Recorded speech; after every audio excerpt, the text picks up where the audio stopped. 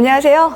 예, 오늘 2020 환경 온라인 재테크 위크 지금 장시간 함께하고 계시는데요. 이제 제가 마지막 순서입니다. 오늘 긴 시간 동안 함께하고 계시는데 마지막 타임에 이제 요즘에 가장 뜨거운 청약을 가지고 같이 이야기 나눠보도록 하겠는데요.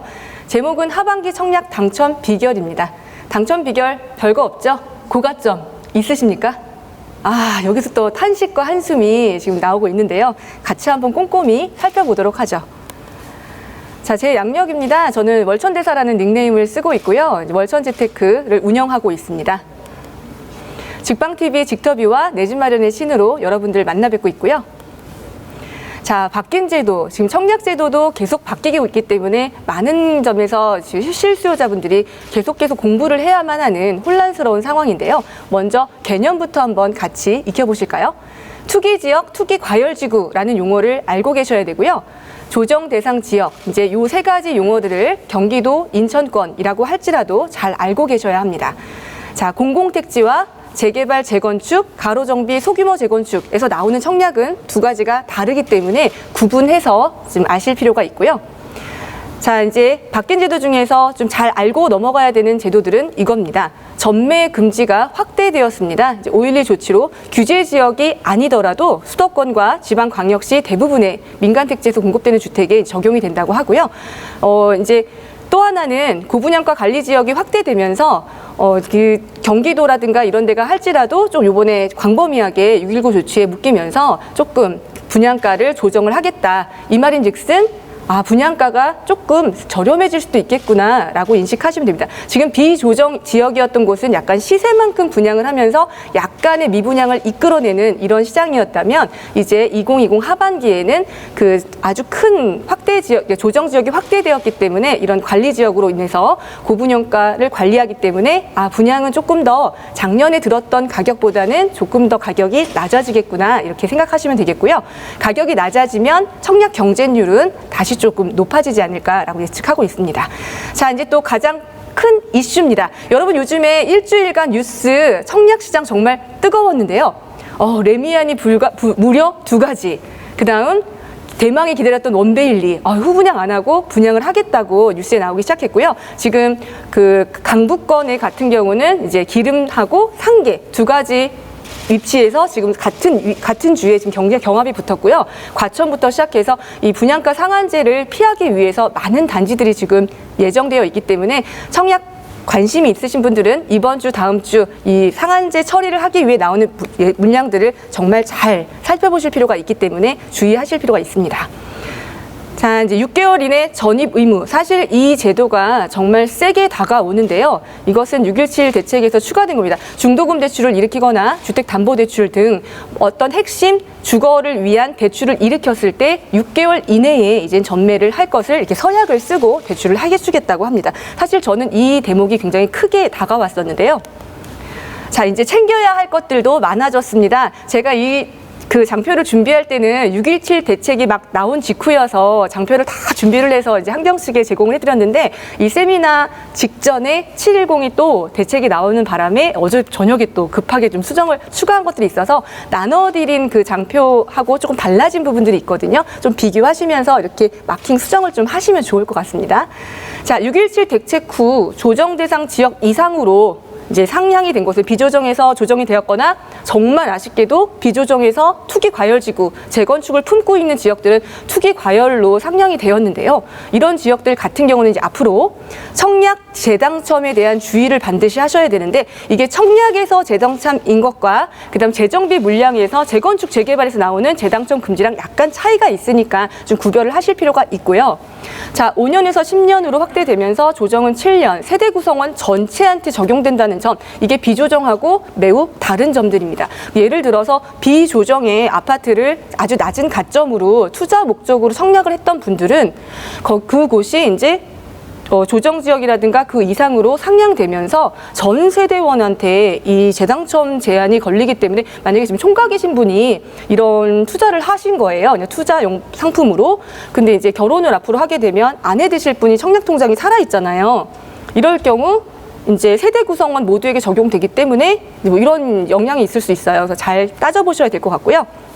자, 중도금과 잔금 대출의 조건이 변경되었습니다. 이제 조정 대상 이상으로 온다면 50%, 40% 기존에 있던 그 대출에서 대출 폭이 굉장히 줄어들게 되죠. 이게 이제 경기도라든가 인천권에서 많은 반발이 있었는데요.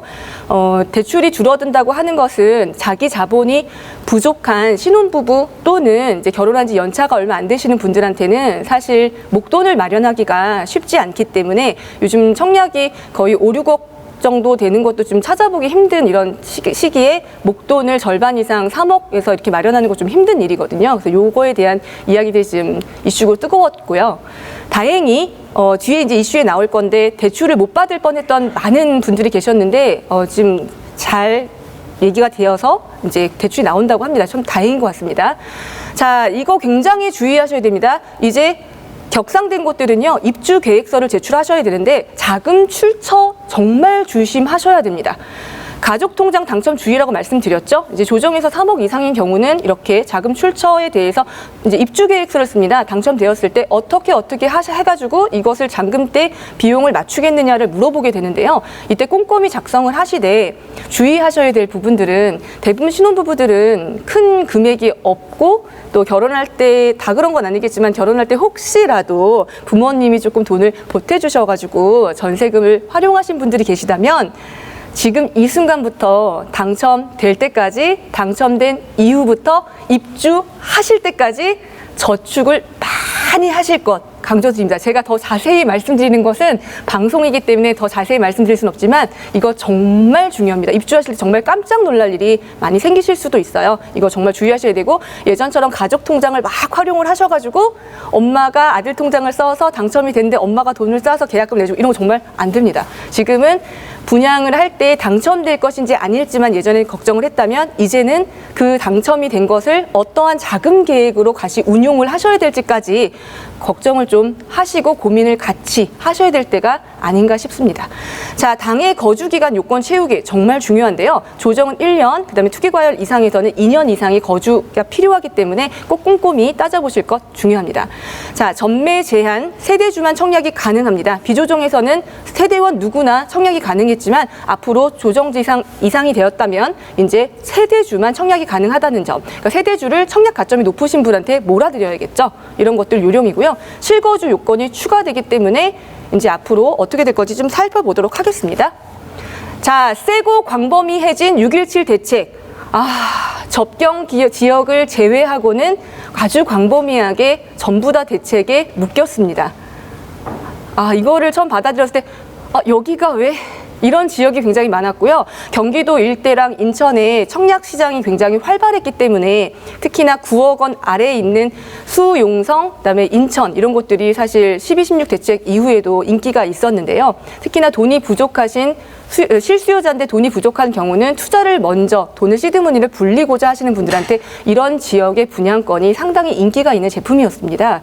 그런데 이런 상품이 이 6.17 대책의 조정으로 묶이게 되면서 이제 대출과 아주 큰 영향을 미치게 되는 거죠.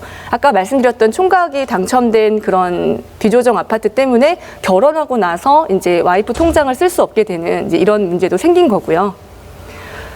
자, 6.17 대책 셌습니다. 그죠? 근데 우리에게 더 센 놈이 왔습니다. 더 세고 광범위해진 7.10 대책. 그죠? 살 때, 보유할 때, 양도할 때 모두 꼼짝맙니다. 이제는 대출로 조였던 이런 정책들이 이제는 세금까지 추가되면서 조금 더 이제 과도해졌는데요. 알다시피 양도세 1년 미만 70%, 그러니까 단기 투자를 하지 못하도록 전방위적으로 막아놓았고요. 특히나 다주택자에게는 20%에서 30% 중과가 적용되면서 약 세금을 77%, 88% 뭐 이런 식으로 내게 되기 때문에 이제 양도가 어려워질 겁니다. 그렇다면 집을 좀 정리하고 다시 똘똘한 거로 갈아타 볼까라고 생각했던 분들한테도 이제 벽이 생겼습니다. 집이 정리되는데 시간이 필요하잖아요. 다주택자 같은 경우는 이제 세율이 8에서 12%까지 인상될 예정이라고 뉴스에 나오고 있고요.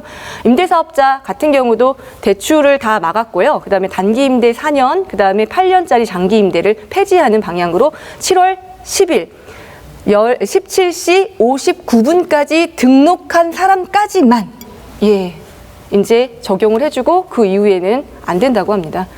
자, 청약 제도도 많이 개편이 또 되었는데요. 실수요자를 위해서 많이 완화 정책을 피면서 생애 최초 특별 공급 확대한다고 합니다. 이제 30대 분들의 내 집 마련이 좀 어려워지기 시작하면서 이런 것들이 좀 반영된 것 같은데요. 국민주택에서는 25%까지, 민영주택에서는 15%까지 공공택지에 이제 제공을 하겠다고 하고요. 특히나 신혼부부였는데 맞벌이일 경우는 이 소득 요건 때문에 이제 청약을 하지 못하는 분들이 많았습니다. 원래는 120%, 이제 이하였는데 120%, 맞벌이 130%. 여기서 생애 최초로 도전을 하시게 되면 130%, 맞벌이는 140%까지 이렇게 좀 한다고 하고요. 이 말인즉슨 이제 그 청약을 좀 노리시거나 이런 걸 보고 계셨던 분들이 경쟁이 조금 더 시장에 참여하시는 분들의 숫자가 늘어났기 때문에 청약의 당첨 가능성을 조금 더 보수적으로 보실 필요가 있겠다라고 생각이 됩니다. 자, 사전 청약제 물량이 확대된다고 합니다. 9,000호였는데요. 이제 30만 호 이상 하겠다고 710에서 추가 발표하고 있습니다. 자, 이제부터는 청약을 하실 때, 분양권을 접근하실 때 목적부터 명확하게 하실 필요가 있습니다. 분양가 상한제, 고분양가 관리지역 확대. 아까 이제 빠숑님 수업하실 때 약간 그 요즘에 서울 아파트 분양가가 너무 비싸요라고 말씀을 하셨는데 주변 시세를 한번 돌아보시면 지금은 사실 일시적으로 청약이 굉장히 저렴하게 나오고 있는 타이밍입니다. 이런 두 가지를 적용하고 있기 때문에 정말 저렴하고 허그에서도 분양가 조절을 계속 하고 있거든요. 둔촌주공 이야기도 많이 들어보셨을 거예요. 조합이 원하는 만큼의 가격으로 분양을 하지 못하고 있는 상황이기 때문에 이제 경기도에서도 아까 고분양가 관리 지역이 확대되면서 이제 작년보다 조금 더 낮은 가격의 청약 가격을 보실 수 있다라고 말씀을 드렸는데요. 정말 올해 매력적인 시세 차익을 볼 수 있는 분양권이 정말 많이 나오기 때문에 청약이 가능만 하다면 눈여겨보실 필요는 있습니다. 사실 이번 세미나에 제가 청약 주제를 맡아서 사실 흐뭇했습니다. 이제 반등이 벌써 왔기 때문에 제가 2월달 세미나와 4월달 세미나에서는 진짜 세게 이렇게 말하잖아요. 아시잖아요. 근데 지금은 6월에 벌써 반등을 했고 이제 여러분들 많이 물어보시는 건 이런 거예요. 지금이라도 이 가격에 사도 될까요? 서울 집값 더 오를 여력이 있을까요? 이렇게 우려 섞인 목소리로 많이 물어보시는 분들한테 세미나에 나가서 어떻게 얘기를 해야 될까 되게 이제 마음이 그랬는데 다행히 저에게 청약이란 주제를 주셔가지고 제가 이런 느낌으로 하다가 대책이 계속 나와가지고 저도 이제 장표 준비하면서 조금 어려움이 있었는데요. 자, 또 하나 복잡한 조건이 강화되기 시작합니다. 대출은 더 줄어들었고요. 더 깐깐해진 청약 시장에 어떻게 전략적으로 대비해야 될지 보셔야 됩니다. 이제는 청약하는 이유가 분양권, 입주권을 거래하는 이유가 투자 목적이신지 혹은 실거주 목적이신지를 더더욱 명확하게 구분하실 필요가 있습니다. 자, 이제는 청약에 참가하는 실수요자분들, 청약 수업을 한 번도 들어본 적이 없거나 유튜브 팟캐스트를 통해서 청약을 꾸준히 1년 이상 청취를 하지 않은 구독자분들이라면 실수요자분들은 뉴스나 이런 것들을 많이 보진 않으시거든요. 관심일 때만 조금 찾아보기 때문에 청약은 내가 살고 싶은 지역, 내가 하고 싶은 평형대를 주로 보시거든요. 그런데 더더욱이나 이제 조금 더 신중해질 것으로 보입니다. 이유는요. 이제 청약을 할 때, 입주권을 거래할 때, 분양권을 거래할 때, 자, 주담대, 주택담보대출, 중도금 대출, 그다음에 이제 재개발에서는 이주비 대출, 그다음에 잔금 대출까지 이 모든 것이 대출은 한 건이라고 생각하시는 게 편합니다. 대출은 한 건이라는 아주 보수적인 생각으로 접근하시는 것이 좋기 때문에 청약지에 따라 이 대출을 한 건밖에 사용할 수 없었을 때 아주 소중하게 사용하고 싶을 것입니다. 그래서 호불호 현상이 청약지에서도 입지에 따라 상품에 따라 청약 경쟁률이 결정될 것 같은데요. 자, 이 장표를 준비할 때까지만 해도 이게 굉장히 핫한 내용이어서 제가 자신 있게 야심차게 준비를 했었는데 이제 710 대책이 나오고 나서 조금 완화가 돼서 한번 살펴볼게요. 대출이 축소되면서 전입 요건도 추가가 됩니다. 그래서 이게 이제 청주 탑동 힐데스하임이 중도금 대출 때 날라온 문자였었는데요. 당시에 이제 그때 뭐 왕왕했어요. 6월 18일까지 어떤 것을 기준으로 이것을 해주냐 안 해주냐. 부동산 실거래가 신고를 완료한 것까지. 그래서 계약금을 납부한 증빙이 가능한 세대까지 해주겠다. 그다음 부동산 실거래를 완료하고 그죠? 이제 뭐 이런 조건들이 있었는데 이제 정리를 해보자면 빨간 글씨로 놨던 것들이 이제 주요 포인트들이거든요. 그런데 지금 이제 다시 잘 돼서 무주택인 경우는 원래 계약하신 조건대로, 그다음에 1주택인 경우는 이제 작년 9월 달에 대책 때문에 처분 약정서를 쓰시고 이제 하면 대출이 나온다고 하고요. 다주택자는 아쉽게도 나오지 않는다고 합니다. 이제 다주택자분들이 비조정에 투자한 분양권들이 조금 문제가 되고 있는데요. 잔압을 하시거나 계약금을 포기해야 되는 상황이기 때문에 안타까운 사연들이 블로그 댓글에도 많이 달리고 있습니다. 저도 파리 대책 때 비슷한 대출 축소를 경험을 했기 때문에 어떠한 마음이 있으신지 좀 알 것 같긴 한데요. 자, 이제 취급 한도가 조정에서는 50, 투과 이상에서는 40으로 줄었기 때문에 새로 하실 분양에서는 좀 조심하셔야 됩니다. 지금 이 내용은 조금 완화가 되어서 아까 말씀드린 대로 예전 계약한 조건대로 나온다고 합니다. 근데 어제 저녁에 전매 횟수 제한까지 하고 다시 말씀드릴게요. 자, 전매 횟수도 이제 제한됩니다. 이것은 이미 당첨된 것이라고 하더라도 조정지역에서 구매하는 분양권들은 상관없고요. 근데 투기과열지구 이상에서 만약에 분양권을 매도하고 싶으시다면 매수하시는 분들, 사는 분 같은 경우는 이제 한 번만 팔 수 있기 때문에 사시는 분은 입주를 하셔야 돼요. 그래서 어떻게 되면 투기과열지구 이상이다라고 하시면 내 분양권을 사줄 사람, 받아줄 사람이라고 하죠. 사줄 사람은 실수요자이겠구나. 그러면 내 분양권이 실수요자한테 인기 있는 분양권일까? 아니면 이것은 투기 수요가 만들어낸 분양권일까를 잘 판단해 보셔서 이것을 가져갈지 말지를 고민해 보시는 전략이 필요할 것 같고요. 자, 이제 요거를 준비하면서 좀 많이 이야기들을 나눠봤는데 제가 청약하시는 선생님들한테 여쭤보니까 이렇게 보도에서는 다시 중도금 대출과 잔금 대출이 계약한 시점에 따라서 소급 없이 진행된다라고 얘기가 나왔지만 아직 단지별로 조금 다른 것 같습니다. 제가 좀 자세하게 좀 알아보긴 했는데요. 단지별로 좀 되는 데도 있고 어떤 곳은 다주택자인데도 좀 운이 좋아서 은행권을 잘 섭외를 해서 이제 대출이 나오도록 혹은 건설사에서 보증을 해서 나오는 것도 있고요. 아예 안 되는 것도 있고 이게 좀 사이트마다 분양지에 따라 건설사에 따라 좀 다르다고 합니다. 그래서 좀 눈여겨서 살펴보실 필요가 있고 아직 해결이 안 되신 분들은 좀 잘 해결이 되셨으면 좋겠고요. 자, 이제 청약 포기자들은 어디로 가야 하나? 작년에 뜨거웠던 뉴스는 30 청약할 수 없기 때문에 이제 집 사러 어디로 가야 되나 해서 30대 세대들이 구축, 구매에 가담했다라는 뉴스들이 정말 많이 나왔고요. 작년엔 또 금수저 청약이라고 해서 80년대생들이 청약, 돈이 어디 있어서 막 9억짜리, 8억짜리 집을 척척 이런 뉴스들이 많이 나왔는데요. 자, 한번 살펴볼게요. 이제 청약 포기자들 같은 경우는 비조정, 전매가 가능한 곳을 찾아서 가실 확률이 높습니다. 그 다음에 추첨제를 찾아서 이게 굉장히 저는 하지 말라고 하는 것들인데 굉장히 확률이 낮은 게임에 이렇게 기대를 갖고 매주 복권을 사는 습관이 있어서 우리가 그런 것 같아요. 로또를 사는 습관이 있어서 로또를 산 순간만큼은 사자마자 당첨될 때까지 참 행복하잖아요. 지갑 안에서 든든하고요. 게다가 내가 로또의 명당이라고 하는 노원구에 있는 명당에 가서 복권을 샀네. 아침에 운전 열심히 가서 줄이 쫙 기면 저 아침에 일찍 갔다고 생각했는데 줄이 긴 거예요. 그럼 깜짝 놀라죠. 그러면서 내가 로또 명당 같은 걸 샀으니까 이제 근데 이제 발표가 나고 나면 항상 마음이 그렇지 않죠. 이게 추첨제라고 하는 대형 평수는 약간 이런 것들을 갖고 있습니다. 특히나 이 추첨제를 노리시면서 집을 팔고 무주택 상태에서 기다리시면서 대형 아파트의 추첨제를 노리시는 분들이 제 주변에도 굉장히 많은데 저는 진짜 말리고 싶고요. 이게 불확실한 것에 베팅을 하게 되면 마음이 너무 괴롭습니다. 자, 이제 생애 최초를 찾아서 생애 최초가 이 장표를 준비할 때까지만 해도 매력적이었는데 더 늘려준답니다. 예, 그래서 생애 최초 설명을 드릴 거고요. 입주권, 분양권을 찾아서 가는 것이 가장 좋습니다. 청약 가점이 없다면 지금이라도 입주권, 분양권 찾아가셔야 됩니다. 왜냐하면 자금 출처 강화됐기 때문에 돈이 있으신 분도 자녀 앞으로 입주권, 분양권을 해줄 수가 없고요. 또 하나, 투자자들은 이미 주택이 있기 때문에 주택을 기보유하신 분들은 대출에서 상황에서 묶였기 때문에 이 입주권과 분양권, 특히나 관철을 통과한 곧 새 아파트가 될 이런 것들은 건드릴 수가 없습니다. 그러니까 실수요자인 여러분들이 그때 단점이 있어요. 청약보다는 비싸요.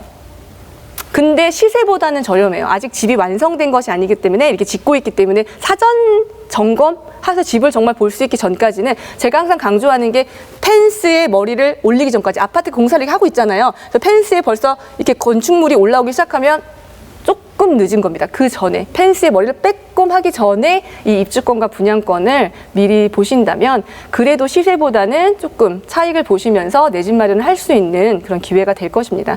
자, 미계약분 줍줍을 찾아서 이제 줍줍이 한동안 굉장히 유행했었는데요.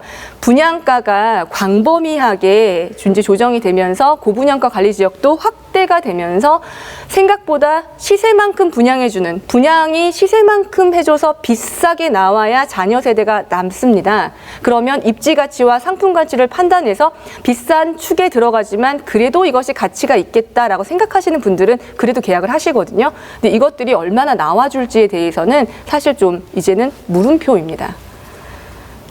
자, 고가점자라면 걱정할 필요가 없죠. 올해는 무조건 청약입니다.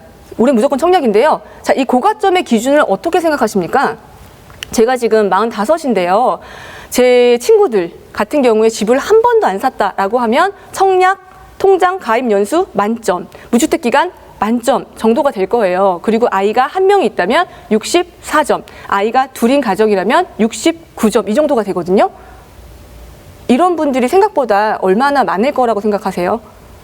실제로 굉장히 많고요. 또 경기도에 가면 정말 60점대를 갖고 계시는 분들이 상당히 많습니다. 특히 용인시 같은 경우 정말 어마어마하게 많거든요. 자, 그래서 고가점에 대한 이해를 70점 이상이다라고 생각하시면 정말 하고 싶은 단지에 소신껏 넣으시면 됩니다. 이제 60점부터 65점 정도 사이 거의 이제 눈치 작전이 시작되는데요. 잘 보셔서 되도록이면 두 경쟁 단지가 몰렸을 때 청약하시는 게 좋고, 특히나 50점대 후반이신 분들이 이러지도 저러지도 못하는 상황인데요. 이런 분들 같은 경우는 이번 주처럼 청약이 되고 몰렸을 때, 자, 이번 주 청약에서 만약에 지금 개포 1 발표됐죠. 원베일리도 한다고 하죠. 거기다가 둔촌주공 뉴스 나오기 시작합니다. 정말 둔촌주공이 하겠다고 하면 개포는 그 가격이 좀 이렇게 9억 초과잖아요. 근데 둔촌주공의 분양가 결정에 따라서 실수요자분들이 둔촌주공으로 많이 가실 수도 있거든요. 그러면 전략적으로 개포를 넣으시는 것도 방법이겠죠. 이렇게 전략적으로 선택을 하셔야 되고요. 이번 주 같은 경우에 상계동하고 노원구가 같이 가잖아요. 이럴 때도 전략적으로 둘 중에 한 곳을 같이 넣어보시는 게, 그러니까 수요가 분산될 때, 그럼 이제 특공 소진율을 보시고 특공 소진율에서 조금 미달난 타입 이런 것들을 좀 눈여겨보신 다음에 지금 눈치 작전도 하시는 것도 중요할 것 같습니다. 자, 대출을 받는다면 6개월 내 전입조항을 꼭 챙기셔야 됩니다. 이 전입조항이 아직 문구가 정확하지 않습니다. 그럼 입주할 당시 내가 잔금 대출을 받지 않고 중도금 대출을 상환한 다음 전세를 주었을 때도 난 전입을 해야 할까에 대해서 지금 확실하지 않기 때문에 이것은 좀 보수적으로 생각하시는 것이 좋고요. 이건 조금 수정할 필요는 있다고 생각을 합니다. 이게 그렇지 않다면 나중에 입주할 때 굉장히 대혼란이 올 것 같습니다. 자, 대출 조건 챙기기. 대출 비율이 조정이 아까 줄었다고 말씀드렸죠. 자, 1주택자는 무조건 처분 조건 들어갑니다. 내가 똘똘한 한 채를 갖고 있다면 청약 받아야 될 집은 내 거보다 더 똘똘해야 합니다. 주의하셔야 되고요. 자, 다주택자인 경우에 대출이 불가하기 때문에 이제 지금 넘볼 수 없는 시장이 되었죠. 자, 입주권의 대출 같은 경우도 동일하게 적용되고 있습니다. 6.17 대책 직후 후에 광명 모 지역에서 일어난 이주비 대출에서는 1주택자에게도 8.2 대책 전 원 구매자인데도 불구하고 1주택을 처분하겠다라는 각서를 쓰고 이주비 대출이 실행된 케이스가 실제로 있습니다. 자, 저가점자, 이제 저가점인데 청약을 바라보시는 분들, 특히나 청약을 한 5번 정도 넣어보시게 되면 작년하고 재작년에 정말 그 예비 당첨 고문을 많이 받으신 분들은 이거 너무너무 느끼실 건데 당첨이 되긴 되는 거예요. 예비 당첨으로. 뭐 예비 당첨 순번이 너무 기니까 이게 정말 숨 막히는 거예요. 당첨이 계속 안 되면 포기라도 할 텐데 계속 예비 당첨은 되고 서류 떼갖고 현장 가고 여기 상황에서 더 기다릴까요? 포기할까요? 이거를 말하기도 참 너무 애매한 이러한 상황들이 참 많이 반복됐었는데요. 자, 이제 저가점자이신 분들이 많이 작년에 구매로 돌아선 경우가 많았고요. 자, 6.17 대책 전입 조건이 강화됐기 때문에 조적 지역 내 혹은 거주할 선호단지로 쏠림이 발생할 것으로 예측이 되고 있습니다. 낮은 단지에서는 이제 예비로 당첨되실 확률이 높기 때문에 이제 그러니까 입지 분석을 잘 하셔야 돼요. 정말 선호가 없는 곳은 혼자 독불장군처럼 가시면 이제 안 돼요. 아까 전매 규정도 생기고 좀 까다로워졌다 그랬잖아요. 그러니까 결국은 실거주가 다시 내 물건을 이렇게 내 그 아파트를 돌아봐 줄 수 있는 이런 지역으로 보셔야지, 이제 수요가 정말 없는데 덩그러니 새 아파트만 있는 이런 곳들은 투자자분들이 옛날처럼 이렇게 잉여 구매를 하실 수가 없기 때문에 이런 것도 조금 주의하셔야 되지만, 그 주변에서 만약에 같은 경쟁 청약이 두 가지가 이렇게 있어서 이쪽으로 쏠림이 다 가는 거예요. 다 여기가 너무 좋다는 거예요. 실수요자분들은 이제 또 전입 조건도 강화됐잖아요. 그러면 살고 싶은 아파트로만 청약을 하신단 말이에요. 그럴 때 현명하게 조금 덜 몰리는 단지로 가시는 것도 예비 순서를 받으실 분들한테는 조금 유리하겠다. 생각보다 부적격이 많습니다. 뒷장에서 말씀드릴게요. 자, 고분양 논란지에 대한 자녀 세대 공략 줍줍을 하시는 것도 중요하고요. 청약저의 입주권을 노리는 것은 정말 중요합니다. 자, 다주택자인 경우는 이주비 대출 불가하고요. 또 1주택자인 경우는 처분 조건이 붙기 때문에 약간 투자로 인기를 끌었던 입주권 시장들이 있습니다. 예를 들면 광명이라든지 아니면 한 투자금을 기준으로 3억에서 5억 원 정도에 전후하는 혹은 그것보다 더 낮은 초기 투자금을 요하는 이런 재개발지들은 실거주보다는 투자로도 사시는 분들도 많으셨거든요. 근데 그 지역에 투자용을 위해서 똘똘한 한 채를 처분하겠다고 약정 쓰시는 분이 아무래도 줄어들 것이기 때문에 이런 부분도 좀 눈여겨보시면 좋을 것 같고요. 특히나 다주택자이신 분이 이주비 대출이 안 나와서 이제 넘길 수밖에 없는 이런 물건들을 부동산 사장님들하고 친하게 좀 자주 가시면서 그런 물건 나올 때 저한테 좀 저 실거주 할 거라고 말씀하시면 좀 기회가 있을 것 같습니다. 자, 분양권 구입, 투기 과열 지역 이상에서는 전매 한 번만 된다는 거 정말 주의하셔야 되고요. 여기서 주의점. 처분 조건이 걸린, 자, 9.16 대책 이후에 그 1주택자이신 분이 당첨이 되면 처분 조건을 썼어요. 내가 이것을 중도금대출 받을 때 그러면 스탬프를 계약서에 공급계약서에 스탬프를 꽝 찍어준 것은 괜찮았는데요. 때로는 어떤 분양 사이트에서는 특별 별지를 출력을 해서 거기다 사인하고 도장을 찍은 경우도 있거든요. 그러니까 만약에 구매를 하시거나 거래를 하실 때 이 상황을 모르는 상태에서 분양권 거래를 하면 그 매수하신 분은 이제 매도하신 분이 이 집을 정말 팔지 않았을 때 정말 문제가 돼요. 특히나 이 집이 상속에 걸린 집이라면 그 입주할 때 파시는 게 아니라 더 일찍 파셔야 되거든요. 개월수가 정해져 있기 때문에 이 처분된 조건이 걸린 분양권 거래할 때 반드시 그것을 한번 짚고 넘어가실 것 너무너무 중요합니다. 초보분들 같은 경우는 분양권 구매하실 때 정말 살펴보셔야 됩니다. 9.16 대책 이후에 분양한 단지들은 다 해당이 되기 때문에 잘 보시고요. 자, 투자로서 청약 분양권, 규제가 안 묶인 지역으로 관심이 당연히 이동을 할 텐데요. 전매가 가능하고 중도금 대출이 가능하고 프리미엄이 형성될 것으로 예측하는 곳으로 가겠죠. 투자자가 유입될 것으로 예측되는 곳으로 가실 거고요. 이 정도 되면 여기는 투자자들이 좀 가겠는데, 풍선 효과가 나겠는데, 주변에 입주가 원활하면서 비교적 시세가 잘 형성되어 있는 곳이면 더더욱 인기가 있겠죠. 입주 물량 때문에 고전을 했는데 이제 입주 물량이 해소가 되는 겁니다. 그러면 이 분양권 이제 괜찮겠네. 그런데 주의사항이 있습니다. 과열될 조짐이 보이면 바로 조정으로 격상될 수 있기 때문에 초기 거래만 활발하고 입주가 다가올수록 전매가 용이하지 않다면 영원히 내 거가 될 수도 있기 때문에 주의하실 필요가 있습니다. 이제 보수적으로 접근하시는 것이 중요합니다. 저에게 주어진 시간이 너무 짧아서요. 준비된 걸 잘 못할 것 같은데, 자, 3기 신도시 기다려야 할까요? 정말 많이 듣는 질문 중에 하나죠. 기다려야 하시는 분도 있고 기다리면 안 되는 분도 있는데 이걸 잘 구분하시는 것이 가장 중요합니다. 자, 대통령이 지시사항을 하셨습니다. 사전 청약제도 늘려라서 정말 7.10 대책에 늘려서 30만 호로 확대 예정됐습니다. 원래 교재는 없고요. 이제 여기 추가된 거 잘 봐주시기 바랍니다.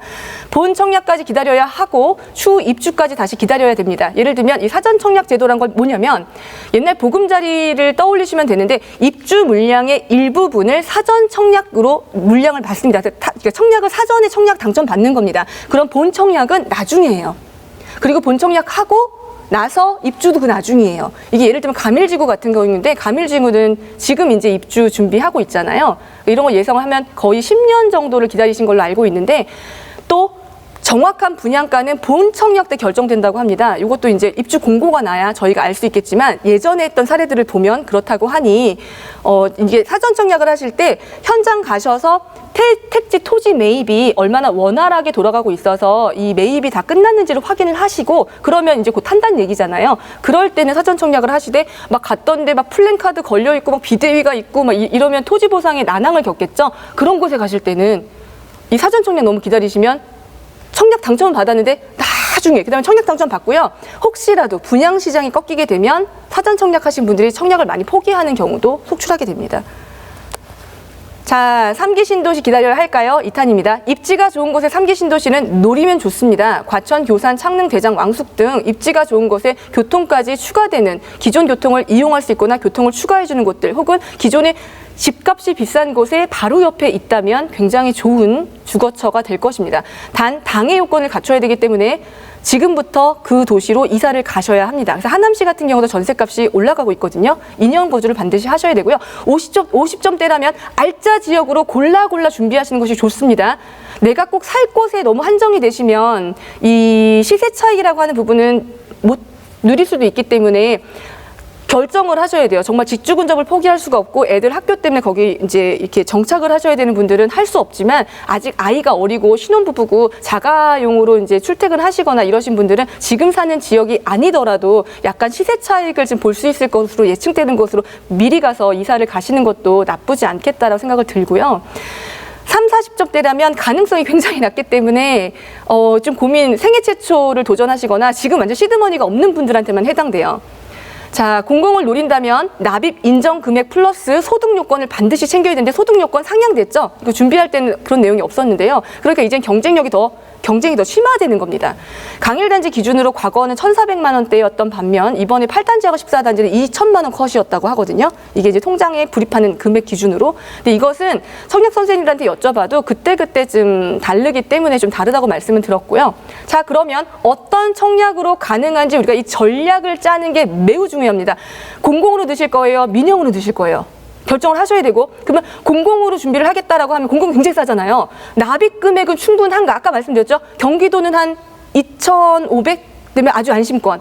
서울은 한 용산 기다리시면 2,000에서 2,000 후반대 이렇게 좀 여태까지 한 공공 분양을 보신 다음 내 그 납입 금액이 그때 2년 뒤, 3년 뒤에 납입 금액이 충분할까를 보신 다음 이제 막 1,000만 원 초반대인데 이거 기다리시면 안 되잖아요, 공공은. 그러면 그분은 민영으로 기다리셔야 되고 나 특공을 준비하셔야 되거나 이렇게 전략적으로 보셔야 되고 자, 신혼부부라고 할지라도 요즘 신혼부부 연수가 굉장히 깁니다. 신혼부부가 아닌 것 같고 애도 있지만 신혼부부로 여겨줍니다. 자, 신혼부부 특공이 유리할지 다자녀 특공이 유리할지 한번 잘 저울질 해보셔야 되고요. 신혼부부 특공은 정말 경쟁률이 높습니다. 자, 그 다음 노부모 특공을 노려보셔야 됩니다. 효녀, 효자에게 상을 주는 시대입니다. 그래서 부모님도 주택이 없으시다면 노부모 특공을 노려보시는 것 틈새이기 때문에 중요하고요.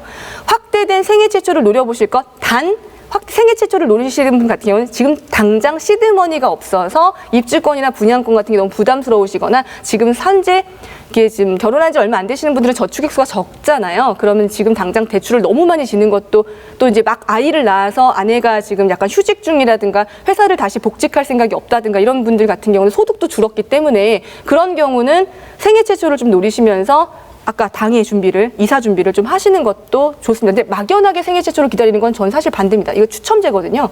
자, 신혼부부 희망타운도 마찬가지입니다. 잘 나오지도 않을 뿐더러 추첨으로 되기가 너무 힘듭니다. 되시면 정말 좋겠지만 안 되는 경우도 많기 때문에 이제 시드머니가 없는 경우는 노려보시되 지금 당장에 자금력이 되고 이제 그런 자금 마련이 되시면 주택을 지금 입주권 분양권을 준비하셔서 가는 것도 나쁘지 않을 것 같고요.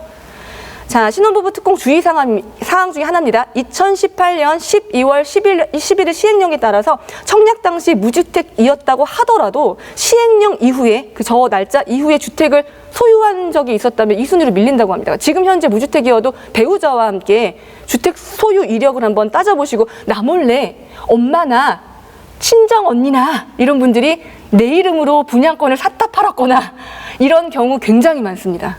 나도 모르는 사이에. 아니, 그때는 바빠서 기억은 안 나는데 언니한테 인감 띄워준 기억이 살짝 나기는 하고. 근데 구매할 때는 사실 필요가 없기 때문에 등기할 때 좀 띄워줬겠죠. 근데 기억이 잘 안 나요. 언니가 빨리 갖고 오라고 했으니까. 사는 게 바빠서. 상 꼭 챙겨보실 것 유의 드립니다. 이걸 몰라서 놓치시는 분들이 상당히 많으시거든요. 다시 줍줍의 시대가 오는가? 사실 물음표긴 한데요. 이게 사실 잔압이라고 하는 것이 그렇게 다 중도금 대출을 잔압을 할 수 있는 세대가 얼마나 되겠습니까? 근데 만약에 조금 저렴한 지역에서 분양이 굉장히 싸게 나왔다면 잔압이 가능할 수도 있겠죠. 뭐 분양가가 3억에서 4억이다. 그럼 그 중에서 일부 70% 정도의 금액이기 때문에 이제 여윳돈이 갈 데가 없으시다면 그럼 입지 분석을 이제 하셔야 됩니다. 분양가가 가장 싸게 이제 분양이요 무조건 가장 싸게 주택을 마련하는 방법 중에 하나이기 때문에 청약이 인기가 있는 거예요. 그렇다고 입주권이 싸지도 않죠. 지금 입주권에 대한 프리미엄이 굉장히 많이 올라가서 현장에 1+1 물건이 아니면 입주권이 이젠 정말 많이 비쌉니다. 그 P라고 하는 것이 굉장히 비싸기 때문에 대출은 더 어려워졌죠. 이제 신용대출도 제한한다고 하죠. 대출 제한과 전입 여건 추가로 계약 포기 세대가 만약에 혹시라도 나온다면 또한 미계약분은 청약시 주택으로 간주하지 않는다면, 사실 이 대출 제한과 전입 여건 추가로 계약 포기 세대가 많이 나오면 좀 한번 노려보셔라고 말씀드렸는데, 이거 대출을 해주겠다고 지금 나왔잖아요. 2주택 이상이신 분의 물량만 아마 이렇게 나올 거고요. 그 다음 미계약분은 청약시 주택으로 간주하지 않는다는 조건이 있기 때문에 잘 한번 살펴보실 필요가 있고, 자, 미분양 물량의 주의 정말 필요합니다. 미분양은 입지가 좋지 않은 곳이라서 미분양이 낮다면 건드리시면 안 됩니다. 이제는 투자자분들이 분양권을 마음대로 사고팔고 사고팔수 할 수 없는 상황으로 지금 대책이 조여졌기 때문에 중도금 대출이 굉장히 큰 키 이슈거든요. 그래서 주의하셔야 되고, 자, 그러면 풍선 효과로 대출이 나올 수 있는 오피스텔, 생활용 숙박시설, 아파트를 어떻게 될까? 입지가 양호해서 초역세권이거나 그 인근이 전부 다 주상복합으로만 이루어져 있거나, 혹은 구축밭에 아파트만 있는 경우는 그래도 좀 오릅니다. 혹은 오피스텔로 분양 당시 분양가가 굉장히 저렴했는데 신축 아파트는 굉장히 비싸서 이 오피스텔의 인기가 없었기 때문에 가격이 밸런스가 깨지는 경우는 조금 따라오게 됩니다. 그래서 이것도 상품별, 입지별에 따라서 다르다라고 말씀드릴 수 있고요. 단 장점은 지금 좀 빨리 말씀을 드려서 초보자들한테 좀 어려울 거고 공부를 좀 하신 분들은 쏙쏙 알아들으실 텐데, 대출이 가능하다는 것. 근데 이 점도 다시 요건이 강화될 수 있다는 점 주의 바랍니다. 오피스텔하고 이런 것들은 부동산 대출이거든요. 주택담보대출은 아니긴 한데 강화될 수 있다는 점 인지하시고 보셔야 되고요. 지금은 뭐든지 보수적으로 보시는 게 좋습니다. 자, 대망의 유망 청약지입니다. 자신 있게 준비했습니다. 2000년, 2021년에 강남 지역 꼭 갖고 싶다. 여기 나와 있는 거 정말 저도 꼭 갖고 싶습니다. 강북 지역 너도 이쁘다. 자, 강북 지역이라고 해서 재개발지가 굉장히 슬럼했기 때문에 인제 알려져 있는 장인뉴타운이라든가 아무래도 뭐 수색이라든가 이런 데 말고도 많은 지역들이 분양을 선보일 건데요. 이 재개발지 같은 경우는 아주 슬럼한 지역이 천지개벽하는 겁니다. 근데 천지개벽을 하고 나야 사람들이 이런 느낌으로 받아주지, 천지개벽하는 동안은 대부분 또 산 위에 깎아서 만드는 이런 것들도 많고요. 인기가 없어요. 가보면 여긴 새 아파트인데 여기는 계속 빌라고 막 펜스 쳐 있고 막 이런 느낌 때문에 실수요자분들은 많이 거부감을 느껴 하시는데요. 너도 이쁘다. 너도 서울의 신축이다. 한번 다시 눈여겨봐 주시고요. 그런데 신혼부부들 같은 경우 이사 한번 갔다가 오시면 되잖아요. 근데 아이가 좀 커서 교육시설이라든가 이런 것까지 좀 고려해야 된다면 사실 조금 어려운 곳들도 많죠. 여기서는 교육시설에 대한 것은 좀 마음 한켠에 내려놓으시고 새 집 마련하면서 낮게 나온 시세 차익을 본다는 생각으로 조금 돈을 불려간다는 느낌으로 접근하실 수 있는 분들한테 강력 추천드립니다. 자, 유망 청약지 경기도입니다. 성남, 덕은, 가밀, 위례, 수원, 안양, 구리, 광명. 진짜 이거 무슨 노래 같죠? 서울, 대전 이런 거죠. 진짜 분양지가 정말 많아서 여러분들 눈에 많이 귀에 들었고 익숙한 곳에, 왜냐하면 작년에 분양 물건들이 많이 밀렸습니다. 제가 큰일 났습니다. 2022년에 조심하셔야 된다라고 유튜브를 해서 정말 많은 분들이 시청을 해주셨는데요. 작년에 청약이 분양이 막 밀리고 관리처분이 밀리고 막 총회가 밀리고 이러는 바람에 연도가 약간 입주 연도가 뒤로 밀렸습니다. 뒷장에 설명드리겠습니다. 자, 여러분들 항상 핑크빛으로만 부동산을 보던 시기는 조금 지난 것 같고요. 지금은 여러분들과 제가 상승 기조 속에서 아직은 같이 존재합니다. 그러니까 자꾸 정책이 나오고 조정이 되겠죠. 그렇지만 또 위기도 항상 고려를 해봐야 됩니다. 어떨 때 조금 대비를 내가 마음속으로 해야 될까라고 저도 스스로 항상 고민을 하거든요. 트루리포트에 따르면 23년 전후에는 입주 물량이 다시 증가한다고 합니다. 트루리포트와 함께 22년을 예측을 했었는데 다시 이제 1년 수정된 보고서를 이제 발행을 했고요. 재건축 재개발에서 준비되는 입주 물량이 과다가 예상되는 구간이 이때입니다. 개포 1, 둔촌 주공, 그다음에 반포에 있는 입주 물량, 잠실에 있는 이런 것들이 다 몰려가는 시기들이 있기 때문에, 또 하나 3기 신도시 관련 본격 청약이 예상되는 시기도 맞물리거든요. 오래된 상승장에서 피로감이 누적되기 시작하는 시점이기도 할 것이고요. 지금 상승장이 길어졌기 때문에 원래 18, 19에 잠시 쉬어갔으면 정말 베스트였는데요. 잠시만 쉬고 다시 달렸죠. 약간 오르고 쉬어가고 오르고 쉬어가고 하는 것이 굉장히 건전한데 지금은 계속 올라가고 있기 때문에, 그래서 올해와 내년은 사실 입주 물량이 없다는 것도 사실이죠. 다 알고 계시죠. 마지막 불꽃인 30대가 주택 구매를 완료하고 있는 것들이 굉장히 좀 지금 잘 모르겠습니다. 이제 이분들까지 주택을 다 구매하고 나면은 이제 구매를 해줄 분들이 줄어들잖아요. 이런 것들도 이제 항상 투자는 항상 맑은 날, 비 올 때를 대비하시는 것도 중요하기 때문에 이제 우산은 꼭 들고 가셔야 되죠. 또 한 가지, 오늘 이것을 준비하면서 임대차 3법, 이제 5법이라는 것도 나오는데요. 소급이 될 것이냐 안 될 것이냐가 지금 굉장히 중요한 이슈 중에서 작용을 합니다. 만약에 이것이 소급까지 적용돼서 기존에 있는 임대사업자를 묶지 않더라도 새가 껴있는 것이라고 할지라도 만약에 적용이 된다면 주인이 들어갔다 살고 나올지라도 다시 이때로 기획돼서 갱신이 된다면 이것은 주택시장에 조금 약간 적응할 때까지 굉장히 충격으로 다가올 것이기 때문에 좀 약간 주춤하지 않을까라는 생각이 들고요. 지금 현재 그 투자자 시장에서 투자자분들이 710 대책으로 6.17 대책 때도 작은 물건이 많으신 분들은 충격을 좀 많이 받았고, 그 다음에 710 대책 때도 세법이 많이 강화되면서 좀 충격을 많이 받아서 이렇게 좀 어수선한 상황들을 목격하고 계실 거예요. 근데 무주택이나 실수요자인 분들한테는 크게 해당 사항이 없기 때문에 동요되지 마시고 시장을 차분하게 살펴보시면서 올해 시장을 준비하시는 것이 좋을 것 같습니다. 시간 초과해서 죄송합니다.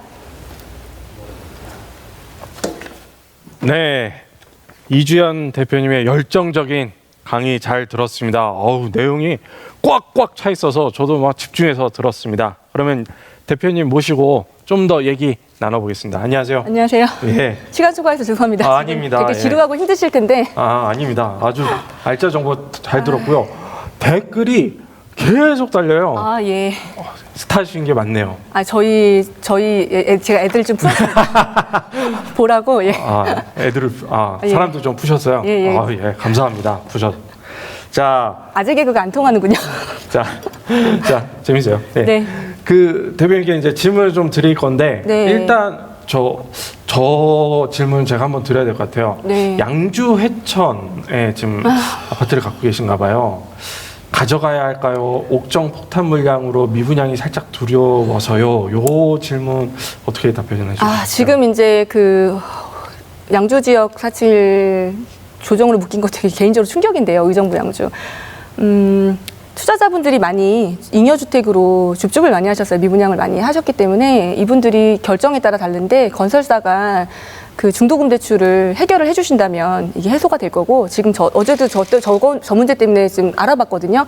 근데 어떤 부분은 어떤 단지는 해주겠다고 했는데 그것을 추후에 하는 다른 단지는 적용하지 않겠다 이렇게 못을 박았다고 하더라고요. 그래서 다른 단지에 만약에 안 해주겠다고 하면 정말 저 지역의 실수요자로 분양하실 분한테만 달려 있는데 이게 고분양가 관리 지역에 따라 앞으로 분양이 지금 분양해 놓은 것보다 싸게 나온다면 그래도 이 정부 지역이 지금 회룡역 같은 데도 많이 낡았고 거기 약간 일기 신도시처럼 노후도가 준비되어 있거든요. 그렇다면 신축에 대한 또 열망이 있으실 거기 때문에 갈 건데, 분양가가 이전에 분양한 거에 좀 얹혀서 이렇게 분양을 하거나 그러면 조금 고전할 수 있겠죠. 그 점을 감안하셔야 될 것 같아요. 알겠습니다. 네. 윤주환님 질문 주셨는데 지금 대표님 말씀하신 거 잘 좀 신중하게 고려해 주시기 바랍니다. 그리고 지금 강연해 주실 때 네. 청약 고가점자, 저가점자 이런 경우의 수로 이제 설명 많이 해 주셨는데 네. 가장 그래도 마음이 편하고 도전해 볼 의지가 생긴 게 청약 고가점자잖아요. 너무 고민하실 필요가 없으시죠. 그렇죠. 그러면 미리미리 좀 청약 고가점자가 될 준비를 하면 좋을 텐데 네. 어떻게 하면 할 수 있을까요? 이것도 그냥 농담으로 들어주세요. 가장 좋은 것은 결혼을 일찍 하는 거예요. 청약 가점이 어떻게 이루어져 있냐면 다 아시겠지만 청약통장 가입 기간 늘리기 최대가 15년이고요. 17점 만점입니다. 1년에 3점, 그다음부터 1점씩 늘어나고요. 무주택 기간 만점이 이제 32점인데요. 15년이 최대예요. 그러니까 이제 제가 지금 45살이니까 30부터, 왜냐하면 청약통장이 30세 이후부터 무주택 기간이 생기거든요. 그런데 단서 조항이 있어요. 만 30세 이전에 아주 일찍 결혼을 하면 좋은 점이 그 이전에 무주택 기간이 생겨버려요. 혼인을 한 거니까. 이 청약제도라고 하는 것은 결혼해서 집을 마련하라고 주는 제도이기 때문에 결혼을 일찍 하면 압도적으로 유리합니다. 그래서 이제 준비를 하시면 이게 가서 갈 때 당첨 만약에 되잖아요. 만 30대 이전에 오면 혼인신고한 거 첨부하라고 증명서 내라 그러거든요. 요거 되게 중요하고, 부양가족을 늘리는 거. 아이를 많이 낳으면 압도적으로 유리한데 요즘에 근데 이거 많이 틀리시는데 나 빼고 6명에 나 빼고 6명까지 최대 6명까지 3년 동안 같이 거주해야 되고요. 그다음 형제자매는 안 돼요. 요거에 좀 주의하셔야 될 것 같아요. 많이 헷갈리는 부분. 요 세 가지만 주의하시면 됩니다. 가입 기간, 무주택 기간, 그다음에 부양 가족 수 늘리기. 단 일찍 결혼하면 좋다. 맞습니다. 결혼 일찍 하면 고가점자가 될 수 있는 어떤 유리한 고지를 점령하게 된다는 거 기억하시기 바랍니다. 그리고 그 아파트를 분양받는 방법으로 일반 분양과 또 공공 분양이 있잖아요. 네, 다르죠. 이게 근데 정부가 공급하는 이 공공 분양 이걸 받으려면 좀 준비 방법이 다른데 어떻게 해야 되나요? 저는 사실 공공청약의 대상자가 아니기 때문에 정말 관심이 없었어요. 그래서 옛날 미사 뭐 이런 거 좋은 거 다 놓쳤는데요. 뭐 저희가 이제 그 택지지구를 겪으면서 왔잖아요. 미사 위례 이럴 때 정말 속으로 많이 속상해요. 마곡도 했고. 아, 그렇죠. 예, 근데 이제 그 공공청약은요, 청약 통장이 좀 다르거든요. 예전에는 이게 저축, 공공, 예금, 부금이 달랐어요. 그래서 예전에 가입하신 분들은 이게 틀린지를 한번 살펴보셔야 되고, 이 저축이 공공이거든요. 그런데 요즘에는 이렇게 복잡하니까 이걸 하나로 통합을 해놨어요. 슈퍼통장이라고 해서 이게 주택청약 저축 통장 이런 걸 하면 공공 민영을 다 넣을 수 있는데 이게 한 달에 10만 원씩 납입한단 말이에요. 그래서 빨리 시작하신 분들은 납입을 지금 계속 10만 원씩 공공을 하실 생각이 있으면 하시고, 아, 나는 좀 늦게 가입하고 결혼도 늦게 해서 인재청약통장 만들었다라고 하면 사실 공공으로 10만 원씩 납입해서 경쟁을 하기엔 2천만 원 만드는 거 정말 어려워요. 2천만 원 나누기 24 해서 몇 년 되는지 보세요. 이거 되게 힘든 일이에요. 그럴 경우는 그냥 납입은 멈추셨다가 이제 청약 분양하기 직전에 돈을 이렇게 납입하는 것도 사실 요령 중에 하나죠. 예, 그래서 이제 광역권으로 뽑겠거든요. 공공은 특히나 다른 게 광역권으로 뽑아요. 그래서 만약 서울 예를 들면 서울, 인천, 경기가 다 광역권이에요. 예, 이런 점 주의하시면 좋을 것 같아요. 네, 이 공공 분양은 납입 횟수가 굉장히 중요하다. 중요하다. 예, 예. 이 점을 잘 알아주시기 바랍니다. 그리고 마지막 질문 드려야 될 것 같은데 그 청약 점수를 이제 산정을 할 때 그 무주택 기간, 부양가족 수, 뭐 이제 청약 통장 가입 기간 해가지고 점수를 합산하잖아요. 이럴 때 내가 이제 점수를 나름 산정했는데 이게 점수가 맞는지 안 맞는지 조금 헷갈릴 경우가 있어요. 근데 이게 또 점수가 틀릴 경우에는 청약이 당첨이 된 후에 이게 또 취소가 될 수가 있잖아요. 부적격, 예. 네, 부적격자가 돼서 네. 취소가 될 수가 있는데 이러면 너무 억울하니까 억울하죠. 네, 악의적으로 한 게 아니고 그냥 약간 실수했을 예비를 뿐인데 기다리시는 분들한테는 굉장히 희후고요. 아, 그렇죠. 청약 당첨 당사자인데 부적격이 되면 정말 밤에 잠이 안 오죠. 예. 개포 8 같은데 당첨됐는데 부적격됐다 그러면 진짜 가슴이 답답하죠. 아, 뭐 네. 그냥 예. 자, 이런 불상사를 방지하기 위해서 내 청약 점수를 좀 검증을 받고 싶다. 어떻게 하면 될까요? 자, 그래서 어제 알아봤어요. 부적격이 도대체 얼마나 나오나. 그랬더니 무려 10% 정도가 평균적으로 부적격이 계속 발생한다는 거예요. 근데 이게 뻔하잖아요. 아까처럼 세 가지를 하는데 왜 틀려? 이거 도대체 틀릴 게 뭐가 있어? 그래서 물어봤더니 그러니까 청약통장 가입 기간은 요즘에 청약홈이라고 해서 자동으로 계산을 해준대요. 딱 넣으면. 근데 무주택 기간도 사실 이제 만으로 본인이 태어난 날부터 모집 공고까지 따져야 돼요. 여기서 많이 안 틀리는데 이제 세제 구성원 모두 만족해야 되고 여기서 많이 안 틀려요. 문제는 부양가족 수. 나 빼고. 나를 빼야 해. 예, 나를 빼고 입력을 하셔야 되는데 이게 제일 많이 틀린대요. 나도 나를 부양하는데 꼭 빼야 되나요? 나를 빼고 입력 명수를 넣어야 되고 그다음에 이제 아까 직계 가족이 엄마, 아빠, 그다음에 이렇게 자녀들 다 되는데 이제 형제 자매는 안 된다 그랬어요. 나는 가족의 동생을 부양을 해요. 친정 식구를. 그럼 부양가 등본안에 기재된 그러면 된다고 생각해서 그럼 안 된대요. 그런 것들과 부양가정에서 가장 많이 실수가 나와서 부적격이 많이 나온다고 하니 모델하우스에 가시면 그냥 묻지막 청약하지 마시고 모델하우스를 가시면 아주 전문 상담 요원분들이 특히나 지금은 투기과열지구 이상에서만 일해본 적이 있는 분들은 투기과열지구 안으로 이제 모집이 돼서 그 일을 하시게 되고요. 조정지역 일 안 겪어보신 분들은 그 상담을 못 하세요. 그래서 완전히 전문직이시기 때문에 딱 가면 계산해달라고 얘기를 해서 이렇게 등본하고 다 띄어가시면 상담사분들이 다 조언 꼼꼼하게 해주십니다. 그래서 꼭 누락 없도록 하시는 게 주의할 것 같아요. 네, 들으셨죠? 모델하우스에 가면 상담사분이 계신데 그분께 관련된 서류를 보여드리고 여쭤보면 정확하게 계산을 해주십니다. 자, 이 점 꼭 유념하시길 바라겠습니다. 자, 이것으로 이주연 대표님과의 강연 그리고 대담까지 마치겠습니다. 대표님, 긴 시간 고생하셨습니다. 감사합니다. 네, 고맙습니다.